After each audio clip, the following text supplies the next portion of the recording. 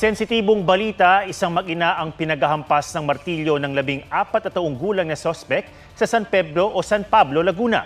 Ang sospek katiwala nila. At may report si Ian Cruz, exclusive.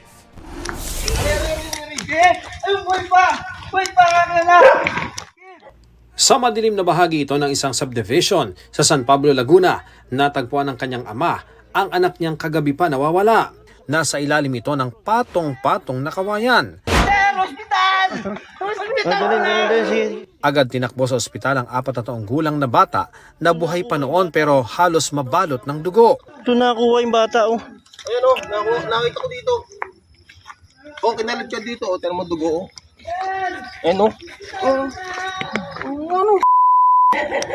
Ayan, damit, oh. Idineklara siyang dead on arrival sa ospital.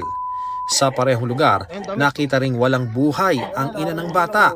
Pinaniniwala ang pinaghahampas ng martilyo ang mag-ina ng isang 14 anyos na lalaki. Sa investigasyon ng San Pablo Police, katiwala umano ng pamilya ang suspect at madalas umanong pagdudahan sa pera ng babaeng biktima.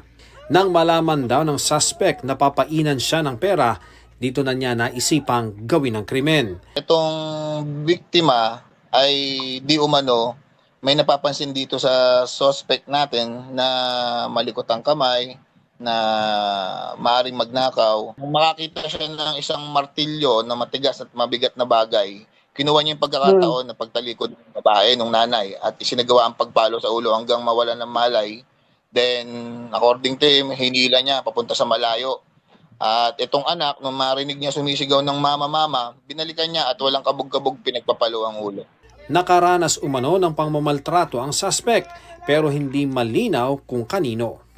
Maltreated, ang initial appreciation doon na mamaltreat na yung 14-year-old, no?